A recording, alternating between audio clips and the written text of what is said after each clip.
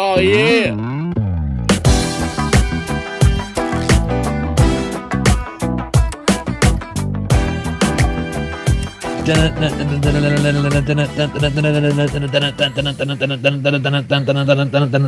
What up, everybody? This is a Super Awesome Film Show special report. It's kind of like, well, since a lot of movies out right now are pretty crappy, we decided we're going to film a special episode. I am Tom K. That over there is Amber. Hello. Alpha isn't smart enough for this stuff. This is just, I guess, I don't know what we really call it, but I think we're just trying to do an episode where we just discuss one certain, either a film or a subgenre of film, and discuss only that for this episode of the Super Awesome Film Show. And I think that we have decided that this premiere episode of this side special report episode of Super Awesome Film Show, we're going to discuss the whole, well, I guess recently the rapid increase in films that are handheld, or the found footage, or the shaky camera films. Because ever since, I say, well, Blair Witch was the first one to really get the word out there as far as like this type of filmmaking style. Other films did it before that, like Last Broadcast and Cannibal Holocaust, but that was like the premier film to do it. And after that, Hollywood thought, well, damn, we should do more of these kind of movies. And looking at like Wikipedia, Yeah. in 99 there was like one Blair Witch. Then there was then in 2007 there were like 8 found footage films. 2008 there were like 8 found footage. There's like at least 8 to 10 found footage films a year now. Yeah. Since like 2007. And so I guess we should just really discuss why. Why, God, why? Now, some of these films did stuff really good, like the Blair Witch Project. Want to get into that then, I guess? Yeah, let's just get into the Blair Witch Project, because that really started the whole thing. Okay. Because nobody really, like Cannibal Holocaust and things like that are, some people watch them, some people don't. I can't even get through Cannibal Holocaust anyway. It's very graphic, Yeah. so. But Blair Witch is the undisputed, like. Pretty much that's like the genesis of Yeah. like all current shaky camera found footage films. Yeah. So should we just say like what it's about? Yeah, more or less it's about 3 student filmmakers who are, they're supposed to be some like, this footage was filmed in 1994 in Burkittsville, Maryland, and these 3 kids were never seen from again. But since they attended the premiere, it definitely wasn't real. But People thought it was. Yeah, people thought it was real when it first came out. They really thought these 3 kids died, and then these guys found the tapes and put them into the theaters like 5 years later. And it was really, really good, because I think the budget was like 20 grand. Yeah. Like, this was like these, like, it was just film students who produced like a documentary, and they just happened to put some fiction into it, and it was really, really well done. It was. And they all are, it's become like one of those like famous horror movies now, in a way. I mean, if you call it, like, some people now watch and don't think it's scary at all. They think it's stupid. But like when it first came out, like everybody was talking about it, because it also was really smart with the advertising, because they made it seem like this was actual found footage, like it was a documentary, that it was real. People didn't get that it wasn't. So people were going to Burkittsville, Maryland, searching for the Blair Witch that didn't exist at all.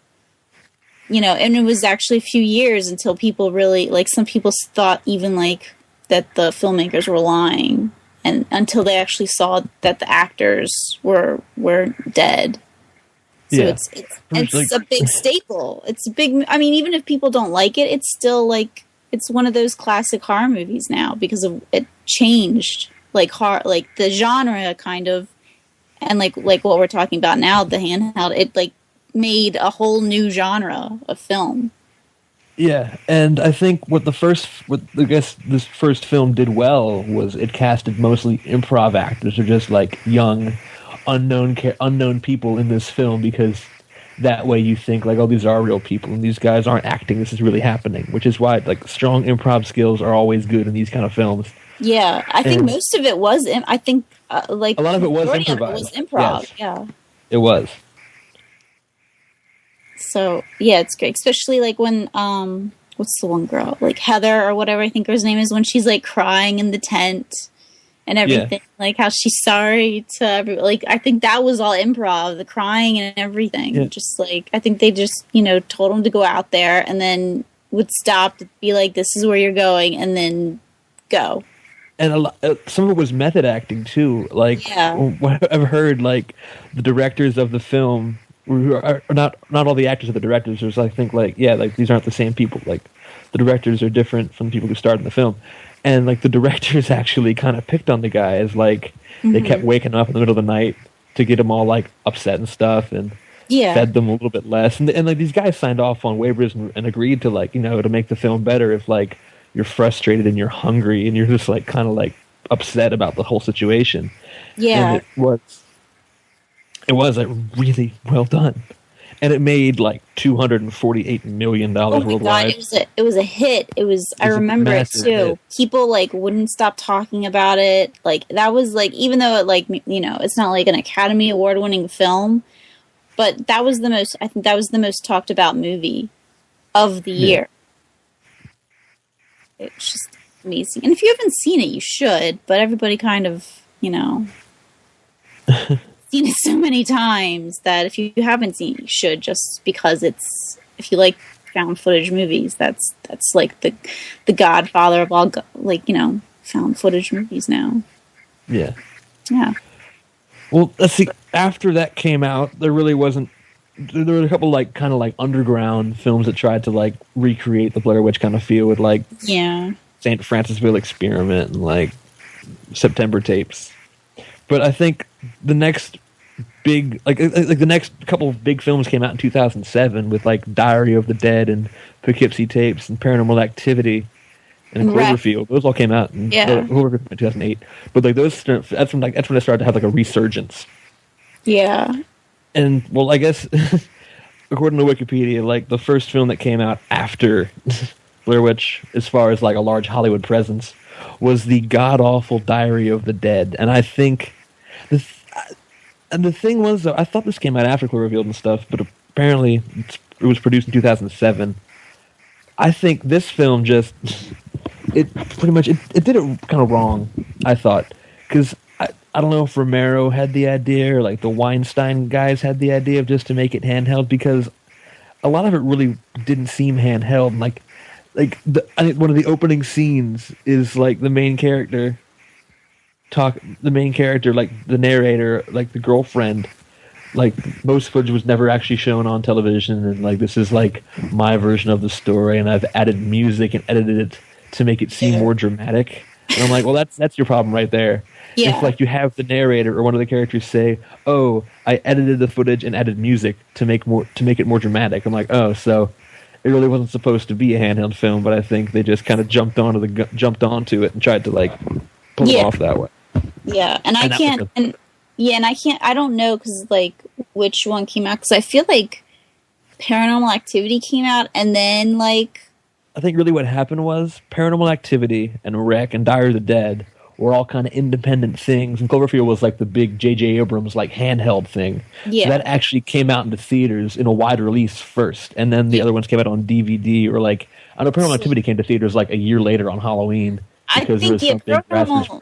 Yeah, it was like a big grassroots thing to put it like in theaters. So actually, if we're talking about theatrical releases, Cloverfield came out next, and that film pretty much brought the question up of, okay, giant sci-fi monster, and there's always, and that I think this one introduced the point of there's always a point in these handheld found footage films where you should drop the damn camera. Yeah, Like, okay, but it's also like, let's keep on filming. Let's just keep on filming the entire thing. the one thing I liked about Cloverfield was that they did use, it was really, the whole movie was supposed to take place on one 80 minute DV tape. Yeah. And that I thought was like the strongest part about that. This is just like this is like in camera editing. It's like here's footage from like 4 months ago, and I rewound the tape and started recording over top of that to show what happens tonight. And I thought that was really well done. That was a really good editing choice and a really strong idea. Well, wasn't it was like a birthday party, and so it was filming for birthday party. First was like, it was first the start. First, like the prologue is like this guy, like the main character story. Yeah, the main character of the story, like hung out with, like finally got with this girl he wanted to for a long time. And he brought the camera out the next morning and says like, "Oh, I love you," and they're all getting. And they were not in film like this great day they had together or whatever. And it's intercut by this like 4 or 5 months later by this same guy is moving to Japan, and this is his going away party, and they never changed the tape out. And it's the same night that the giant monster breaks through and like destroys New York City. Yeah. So concept I thought was really good. Yeah. The only thing like I'll say like when I saw the trailer for Cloverfield, like I seriously thought that it was going to be, I thought it was like a new Godzilla movie, but they just didn't want to call it Godzilla because they weren't done yet. But I swear, I was like, why didn't they just make, because you know how they've been talking about Godzilla. I was like, this would have been a great Godzilla movie. But it wasn't. I know that when the trailer first came out, like I was hooked. I had no idea what this movie was, and I loved it. Yeah. Like the trailer got because I think it came out. What did it come out during?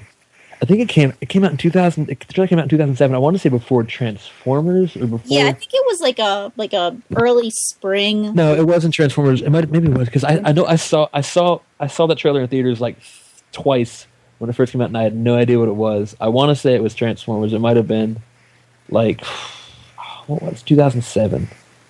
No, yeah, maybe you're right. Maybe like the trailer for Transformers or something like that. Yeah, it probably was because it was a Paramount thing. It probably was. Yeah. But yeah, so that first trailer came out, and everyone was like, "Whoa, what was that thing before? What was that thing that came out before you saw the movie?" Like, people were calling it Bad Robot. People were calling it like they didn't know what it was called. They called it like 11808 because it didn't have a name yet. Yeah. And so there was that was another good thing it did. It did really well with like viral marketing and stuff. People had people were no trying idea what to this thing was. When he had that Heroes show, people were trying to connect it with Heroes or something. Oh, yeah, remember? And he messed with them because he put like the same like brand name as like he like put some brand names or stuff. But between Heroes and Lost and like this Cloverfield movie, he had put like so much like viral stuff between to make people just freak out and throw them off track and stuff.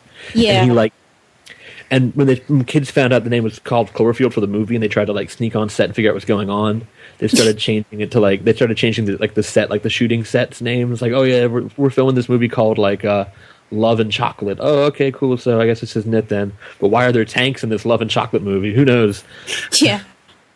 Yeah, well, I think they do that with a lot of movies too. But yeah, I mean, it was like this. It was a very J.J. Abrams, movies other than like Star Trek or whatever, like, and maybe the Mission Impossible. He's usually really quiet about them. Like Super 8 that came out this year, nobody really knew what it was about. It's kind of in the same way, until got closer to the date, like people started to figure out, like find out a little bit piece by piece of what the movie was about. Yeah. So that's J.J. Abrams. But anyways, with his flares. Yeah. So Cloverfield and then Paranormal Activity. Well, but the Cloverfield. There's a few more things about Cloverfield though. It's just like that was. I think that was like the first big attempt at like making it all handheld, and it's just I think. I guess I've said enough about that one. Yeah, let's just Paranormal Activity. Because they both suffer. Oh, go ahead. They both suffer from the same. They both suffer from the same thing. Paranormal Activity and Cloverfield both suffer from the same thing of just like actors who are trying too hard in a film where you're not supposed to be acting at all. Yeah. Well, the thing with like Cloverfield was like I just didn't like any of the characters. Yeah. I thought they were all stupid. I just and like even though it was like they're stuck like New York City and the monster of nobody knows where the fuck it came from, the sea or whatever, it just came out of nowhere, and then they're like, oh, let's leave, and then the one guy's like, let's go back. Nobody's gonna go back. Yeah, And the thing is, like, a lot of those guys actually are just getting famous now in Cloverfield. I know, like, the main two guys, Rob and Hud, the two main characters, were both in She's Out of My League as, like, the main character's best friends. Oh yeah. And somehow, what's her name? Like Odette Eustman, who I think is now called Odette something else, Odette Annabelle. She's on like she's been on the last two seasons of House. She's been in a bunch of films since then. Like she blew up, and like her biggest part of that movie was being like impaled. Yeah, she wasn't that great, but like that was the thing. I was excited for that movie like you were, and then I saw it and I was disappointed. I was just like, this isn't like. And I know a lot of people liked it for the effects and stuff, and like, you know, because it was found footage, and you know, we hadn't seen found footage for a while from like Blair Witch, but it just wasn't. I don't know. It's just because I didn't like the characters. I didn't like the main character. I thought the whole plot of having to go back into a city to a girl that's most rescue likely the girl that you a girl that they're all like, she's probably dead. You know, it should have just been a straight movie. It's like, we have to get out of the city, we have to move from point A to point B, instead of trying to go from A, B, and then, oh wait, we got to go back to C, and then try and go back again. Oh, and then not to mention, okay, at the end, you've broken out of the city, and everyone around you is dying, and your camera guy gets eaten by the monster. Okay, cool. He drops the camera. They go to run away from the monster, but wait, they have to go back. Yeah, and that's they go back and pick the damn camera up. That's the huge thing about found footage thing, is you don't like, the thing about the Blair Witch was they put down the camera and turned it off. Well, I think at the end they like dropped the camera, didn't they? They did. They dropped the camera, but they didn't go back for it, and they ended it perfectly. But you saw that like the girl, they were doing a documentary, so she, you know, they were getting lost, but you know, she kept it on because she's like, we need to document this, because she was a documentary person, so it kind of made sense. But she'd also would turn off the camera, so you know, like it would be daytime, and then the camera would go off, and the next scene is them waking up from in the middle of the night. Yeah. So that was more believable than some of this, how this found footage stuff is going now, where it's like, oh, I got to take the camera with me ever, and I'm going to only maybe turn off for 1 second, or I'm not even going to turn it off at all, and oh, the battery's not. And they always say that, too. It's like, what are you doing? I'm filming everything.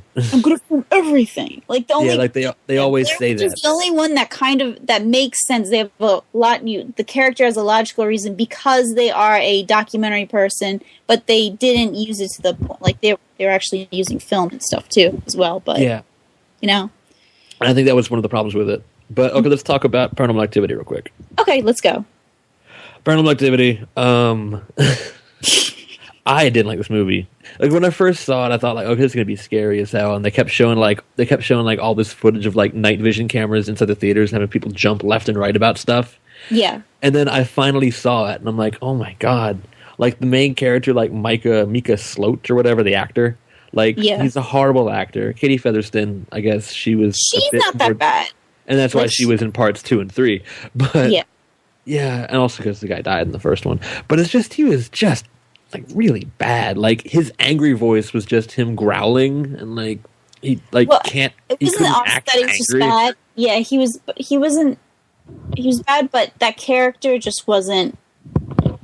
It wasn't a good character, you know. Yeah. Like the character of, I guess, Katie or whatever, you know, that, and the actress, like she's really what was holding that movie together, because she's really the one that's experienced and everything, and you know, there's more interest in her because she knows more than what she's saying, or there's something more with her.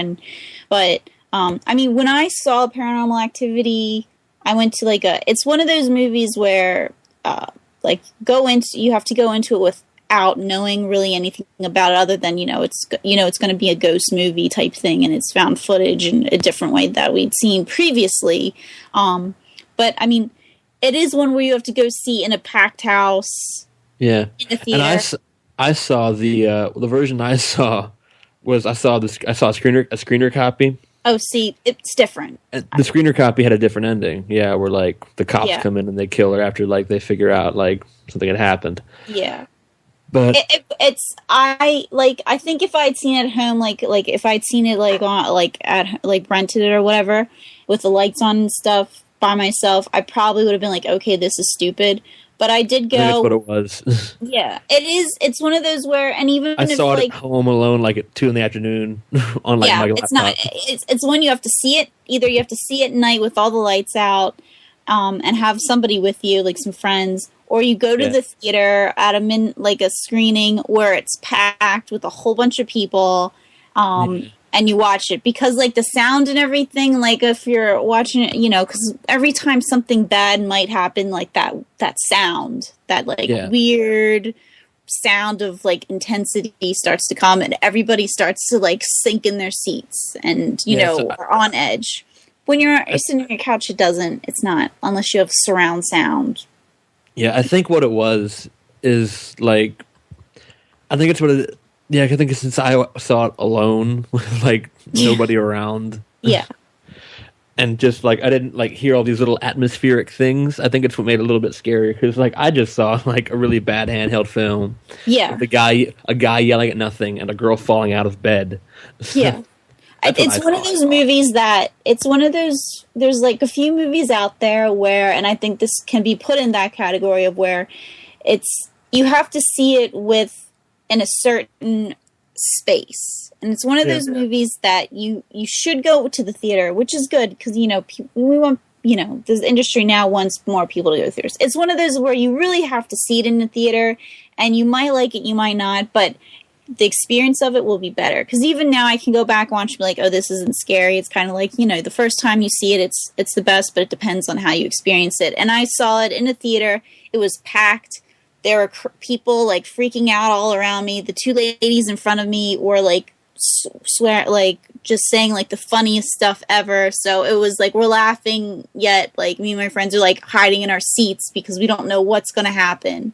And it was it's one of the most. It was one of those movies that I can say was an enjoyable experience going to the movies Yeah. because you're there. But some people don't like it, and that's fine because it is different. It's not, and it is a ghost movie as well, or demon or whatever. It's a ghost. But and those in the horror movie genre is probably the hardest one to do because usually ghost movies are just plain cheesy. And this wasn't. And it did it in a very creative way. There are problems with it, yes. And there have been, the sequels to it. But obviously the original is probably the most interesting. And I think ever since then, like it made because like the first guy, Oren Peli, was director, writer, editor, cinematographer. Yeah. And then once it was a big hit, he just produced them. Like he just made millions of dollars and then just kind of gave up on his what made him famous. I don't think he gave up. I think he probably just was like, I want to go and do something else. He's produced about 9 films since then. Yeah. But he's only written like 2 other ones and hasn't directed another film since. I think he's supposed to be doing a He's directing Area 51. Yeah, and it's supposed to be in the realm of, found footage type thing, but that hasn't come out. Of course it is. Yeah. Yeah. But I mean, Paranormal Activity is an interesting movie. Now the sequels I guess are, but I just like the first one. The second one was good. I did not like this last one. Third one? Yeah, I didn't. And I know some people like, oh, it's the best one out of all of them. And I was just like, I don't think so. It's that one, like you can pick out the flaws so easily because it's a found footage movie, but it's a dated movie because it's supposed to take place during a certain era. But all the footage is very high quality, high definition, which I'm pretty sure. Yeah, if they had gone David Lynch style and shot it on like VHS or DV cam, that'd be awesome. Yeah. Well, I mean, most of it would have to be on VHS, and it's just I would love to see that. And then it got like high definition. I'm like, where is this coming from? Yeah, I would love to see an HD a film shot on like VHS shown in theaters. That'd be amazing. I would love that. And the best, and I think like marketing too, they should something like that, and then they should offer it where like you can get it on DVD or you can get a special edition of it on a VHS tape. Oh, kids have no idea what VHS tapes are nowadays. I know. The kids are like 10 years old and never touched a VHS tape ever. I know, which is sad. It's sad. Of course, there are people who are. But somebody like you and me would be like, "I'll buy this. I still have my VHS player in my closet." I think I do. No, I think I finally got rid of it. We got a new TV. I finally got rid of my VHS player. Finally. I still have my VHS player. It's practically brand new. I'm going to hold on to it just in case. In case something comes out on VHS one day. Just in case I see something and I can be like, or, just be like, it'll be like a projector, the way a projector is. But there are still some films that are only on VHS, like crappy films back from like the 80s and 90s that are only on VHS. So yeah, so I still have mine just in case. Yeah. Okay, well, let's move on. I guess we can talk about Quarantine and or Rec. I've seen Rec. Have you seen Rec? I saw Quarantine and Rec. Okay, I've seen both. I just didn't know if it was just you saw one or the other. Yeah. Well, Quarantine, I gotta say, is like what you said about Paranormal Activity and just being in the atmosphere. Mm-hmm. Like Quarantine, I guess looking back on it now, I saw it like alone one day, just like on TV, and it wasn't as good. But yeah, like when I saw it in a theater and it was like late and people were freaking out left and right, it was amazing. Yeah. I was like jumping left and right. I had like a little bit of shakes to it. Like it was an amazing thing. And that was the same thing. And it was Rec's like the Rec's the Spanish version of Quarantine, except Quarantine was made. Rec was made first, and Quarantine is the American shot-for-shot remake. Basically, except the only thing different from Rec and Quarantine is the, I guess the reason for it's based. I mean, for people that don't know, Quarantine is basically a zombie movie. Yeah, they don't really say the reason in Quarantine. The reason in Quarantine, they don't really say it. Just kind of like they go to the attic and there's a bunch of like. Well, the reason in Quarantine is it's like an actual like mutated virus that has some link came with from the attic, and I think like a rat he was testing on rats, and I think a rat bit somebody downstairs, and that's how it happened. Yeah, it's like almost like rabies. They were kind of talking like some kind of mixture with rabies and scientific stuff. While in Rec, the Spanish version, I actually kind of liked more because it had to do with being like demonic entities and possession in some kind of weird scientific form. Like it was like being like zombies, demonic zombies type thing. And like if you got bit, then you became a vessel of the disease of being possessed. And so they were trying to find the main, the main cause of whoever it originally came from. Because if you kill them, then everybody else will be whatever. But yeah. And I think Quarantine, I liked it more because it was more of the same movie, and at the same time, there's like a point where you put the camera down and everything. But I thought I don't really speak too much Spanish, so I don't know how good the acting was in Rec. But I think Quarantine just had the Hollywood feel to it, so like the shots were tighter and the makeup looked better, and there were better visual effects and stuff. See, I'm actually opposite. I mean, I saw Rec first, and then I saw Quarantine. So maybe I don't know if you saw it in a different order or the same. But yeah, I saw Quarantine, then I saw Rec afterwards. Yeah. See, I saw Rec first, and then I saw Quarantine, and like I did like the more of a supernatural version with Rec than the kind of same old like, oh, it's a zombie disease type thing, it's in the blood transfer type stuff. But just because I knew once I saw Quarantine, I knew it was a shot for shot, the end, like when they're running up to the attic and they look down, like down the stairwell, and you see all these zombie people with red eyes. They all stop and look up, like it's like the exact shot, and that is like one of the creepiest shot though from both those movies. There was I don't think there was there was a slight shot where they all looked up. There wasn't, and that's the same, but it was. The way that whole ending was filmed as well, with trying to get up to the attic, was based. I mean, the whole movie was shot for shot, but it's just I think really well done with the pacing, and it just honestly, I want to say out of all these films, I want to say Quarantine and or Rec are like probably the two best handheld found footage films that are out right now. Oh yeah, I think they're also probably the more like you can watch them still and get scared, like the other ones. You can it's still exciting because I saw. Yeah, Yeah, I saw Quarantine with some friends like about 6 months later after it came. It was like on demand one day, and it was still really good. Yeah, and same thing with like Wreck too. Like it's just like, oh my god, like you're just on the edge of your seat because you're like, they're like, there's like this claustrophobic atmosphere with the characters. They're stuck. They're trying to find a way out, but they can't because the whole the building is completely like isolated, quarantined off, basically. Like, and Yeah. you're just like, what is going on? And you also want to know like what's happening. Yeah. What's going on in this building, which is good. And then I think I saw the sequel to Wreck 2, and then I saw the sequel to Quarantine, but Quarantine 2 is shot normal. I don't think there was a Quarantine 2. There was, but it's not shot. It's not shot for found footage. Oh, I didn't do that. It's like straight to DVD. Boo.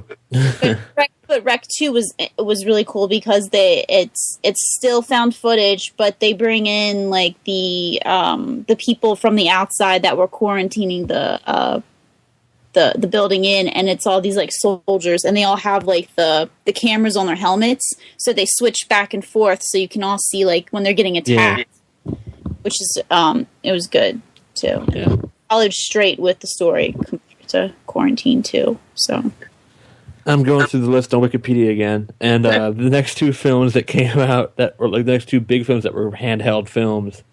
Actually, Alpha saw these two, but Alpha isn't here. Paranormal Entity and 8213 Gacy House, both by Asylum Films. I think I saw Paranormal Entity. Oh, okay. I think I saw that, and I can tell we can it skip was them. just like Paranormal Activity. Yeah, we can skip them. Except there was rape involved. Demon rape and people walking on the ceiling. That's all I remember. Yeah, we can just yeah, we can go. Let's see what else. I think The Last Exorcism of Emily Rose was the next one. The Exorcism, that was not found footage. You mean The Last Exorcism? Yeah, is it two different things? The Exorcism of Emily Rose is just a regular. Oh, okay. Well, Last Exorcism. Yeah. I never saw that one. Oh, you didn't? It's kind of shot like a documentary. Yeah. About like a preacher who lost his faith, and so he's an exorcist supposedly, but since he's lost his faith, he's like basically like it's all fake, and he's going to do his last exorcism, but he brought this documentary crew in to basically show all the tricks of how he supposedly, quote unquote, exorcises. But it turns out that this one was really real and it's freaking him out. It may or may not be real, and there's, the girl's possessed, and there's all kinds of weird stuff, but it's kind of filmed like a documentary. I'm surprised you haven't seen it, but it's okay. Was anything revolutionized, anything new by this film, or was it just more the same handheld jump scare you crap? It's more the handheld jump scare you crap, and we'll turn off the camera and then turn it back on, and it was okay. It wasn't that great. It was all right. Well, I think the next one after that, I think is Apollo 18. Ugh. Oh my gosh. I did see that. And it was really boring. And most of it was like I guess security. Was it supposed to be like security footage from the inside the Apollo ship? It was. Let me try to remember, because my dad or whatever bought it on Blu-ray, and I sat there and watched it with him, because the first time I tried watching it, I fell asleep. But it's like, and they were trying to make it like, how they have the website and like a conspiracy, like after, we tried to go to the moon again, but because I know, unknown. Because I know when they filmed stuff back in like, I want to say like back in like 68, 69, when they're 69 and 70 when they're on the moon, they used like old Bolex films. They had to like hand crank the footage and stuff. Yeah, it's all thinking, you can't. So, well, it looks like it. There's a point where you stop cranking it. I gotta say. Yeah. Well, it was like they had like, they showed them like packing up all this like camera equipment, which they were basically Bolex cameras, but maybe a little bit bigger, just because the film kept on going. But but it's like this mission to go to the moon, and these guys are going up there, and it's a secretive mission.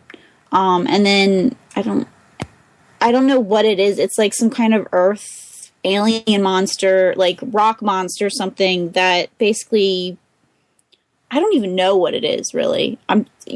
It's something with the rocks on the moon, and that supposedly the Soviets got there first because they found like a ship there and a dead astronaut body, and basically that somebody gets contaminated and then they get stuck and then they can't go back to Earth, and it was just not. It was stupid. It really wasn't that good. And they were trying to, the filmmakers were trying to make it like, oh, this is real, like Blair Witch, like, oh, this is real, They're totally aliens. We never talked about it. This is conspiracy theory, and the government's hiding it. And this is the footage we found. Like, first off, if there was footage like this, there's no way this would ever get. Like, there's no way that you would even be alive right now. So it was stupid. Don't see it. Well, I'm looking on the list. Let me see. It's kind of like, how you saw Transformers 3, right? Yeah. You know how they go to the moon? And they're like, oh, God, there's something on the moon. It's basically like that, except instead of, like, getting Transformers, you get rock aliens. Like, that's how I'm trying to, like, that's basically... Yeah. Well, let's see. If we set aside Paranormal Activity 3 and a bunch of independent stuff, I think actually the next film that comes out is Chronicle. I saw Chronicle. Yeah, Chronicle, I think... That's when like the first 5 minutes of the film were great. Yeah. Because it's a handheld camera. It shows him setting the camera up on a tripod, facing his mirror, and it's a beautiful shot because the dad's outside, like yelling at him.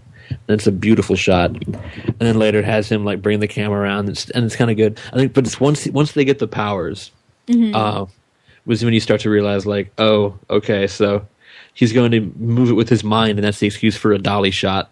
Yeah, that's I agree. That's when it starts to kind of lose its appeal as far as a handheld film goes. And that's why, I liked Chronicle. And the beginning with like the handheld is kind of like it's a handheld superhero movie, but that whole movie, I feel like the handheld though was they kind of got out of it at the end, and I think that was the big problem. I think that's the negative thing about that movie is because it was shot like that, and they never explained like how they cut it all together or like why they would cut it all together, because there were scenes where like the female character has a camera too, and they cut between her camera and the main character's camera, and like that, and the same thing with like that, like that character didn't really need to be in there at all. It didn't. There's no point to that character. It should just like be if they cut between like security camera footage and news footage and also Andrew Dittmer's camera, it'd been perfect. But they added too much stuff. Like the one scene where like they're like having some like Dragon Ball Z style showdown, and they're surrounded by iPhones and iPads and like SLRs. And I was like, why would, like, when that happened, I was like, why would he do that? Yeah. Like why? How did he focus? He focused his power just enough to break the window and pull the cameras out, but not pull the people out of the windows. Yeah, and that's the thing with Chronicle. Chronicle's it's a really cool movie, really interesting concept. It does something different to this, just basically a superhero genre, but like I said, like the found footage idea to it is just I think that's the worst part about the movie is it would have been a better movie and a stronger movie if it wasn't shot as a handheld and just shot as a regular theatrical linear movie about these three guys, because there's chunks of things missing. There's like time missing, which is fine in a regular found footage movie, like, because that's when we're talking about like Cloverfield and stuff like that, where they don't put down the camera, but they do put down the camera, but then we're missing stuff like for the important points of the plot. And so even though it was a good movie, it's just the way they decided to, like, let's do a found footage I don't think it was the smartest idea. I think it would have been even a better movie if they just shot it and they wouldn't have to go around the plot of putting in these stupid characters just so we can get an opposite view of something that happens later on. Yeah. Yeah. Okay. Yeah. Let's see. After that, I think was Devil Inside by which it came out in theaters, but I think it did like crappy in the box office. No, actually, it did pretty good in the box office. Yeah, I didn't see that. Yeah, I didn't hear about it. I guess people didn't like it. I think it's just I think after all the Exorcism movies and Blair Witch films, just like, you know what, another one. Let's get off of that. Which is why I guess Project X, the new film, did so well. Because that's found footage, but it's like a party movie. It's like the exact opposite of every other film, I guess. Which is, I guess, this is the turning point in our story when the subgenre breaks the mold. Where because every film before this has been action and horror, and this is completely a handheld comedy film. And I'm interested to see, like, you know, if they can go into different subgenre or genres now, basically, you know, comedy genre. I would love to see a handheld romantic comedy film now. That's what I was going to say. And like the girlfriend gets upset because he always has the camera out and he wants to film the sex, and she's all no and that kind of stuff. That'd be interesting. Yeah, I think there's like there's good ideas out there, but like a handheld modern day western. Like think No Country for Old Men. If I don't know, No Country for Old Men. No Country for Old Men. If there was a cop style documentary crew, like if Cops was following Tommy Lee Jones when this whole case happened. Yeah, I mean, maybe not to that extent, but something like that. Yeah. So now I think with Project X, Die Hard or something like that, where it's like a camera crew following. Yeah. Yeah. So I think with Project X, even though the film is apparently god awful, at least it has broken the mold a bit. Yeah, it did something to. Though people have said like it's one of those party movies where it's like the party's completely extravagant.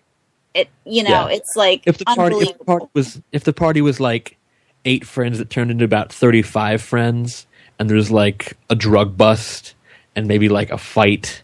And like nobody, they don't live in a mansion. There's no like DJ outside with a rave or anything. It's like just like basically like I would like to see like that meets like Risky Business or something. You know, like how there's like a party in Risky Business or something. You know, something that's just a little bit believable, but not over the top. Or like there's no way that this party would get out of hand. So like, especially in a suburban community, like they'd have the cops called less than an hour when 50 people show up and the whole place is like full of cars, you know? Yeah. And it's just like they hired a bunch of like no name, like the main character was actually in Kind of a Funny Story. Mm-hmm. And apparently they turned him down 7 times because the producers didn't want to cast people with any acting credits. They wanted to make it feel realistic as possible by acting like completely no-name actors. Yeah. But like you gotta have some like level of acting, you know, right? Yeah, like most likely, like none of them look familiar to me. Even if they were in something, if they were a background actor, it's like nobody's really gonna remember unless it's like they, you know. Well, I know one of the guys. They might look familiar, but the main character was in Kind of a Funny Story, mm-hmm. and like the cameraman guy is actually like a guy from YouTube, an actual character named Dax Flame on YouTube. Mm-hmm. So, kind of funny. Yeah. But mostly, though, yeah. And the funny thing is, so the actress who is like the actress Alexis Knapp, who plays like the resident hot chick, her acting credits before this have been nothing. But before this, she was most well known for dating Ryan Philippe for 3 months and having a baby by him. Wow. Yeah. So. Yeah, that's her acting credit. That she actually. Her acting credit is I banged Ryan Philippe for 3 months and I got a baby out of it. And now maybe I'll have an acting career. Oh, the best thing is though, apparently her character required nudity, which she was uncomfortable with. Okay, but she got over it. I'm sure she did. I mean, obviously got over it with Ryan Phillippe. Yeah. And the movie tripled its budget. And I guess it's a good place to wrap it up, I think, Amber. Yeah. Project X, although it was pretty much awful, has opened the door up to other handheld found footage films that break the mold of horror action film. It doesn't need to be Cloverfield or Chronicle or Blair Witch or Quarantine or The Last Exorcism. It can be something funny like Project X, or it can be something poignant like a romantic comedy. And maybe, just maybe, we'll review that film in a few years. Yeah, maybe. It's been a super awesome Film Festival report. I am Tom K. I'm Amber. And we'll see you guys next time with an actual show. Bye. Show,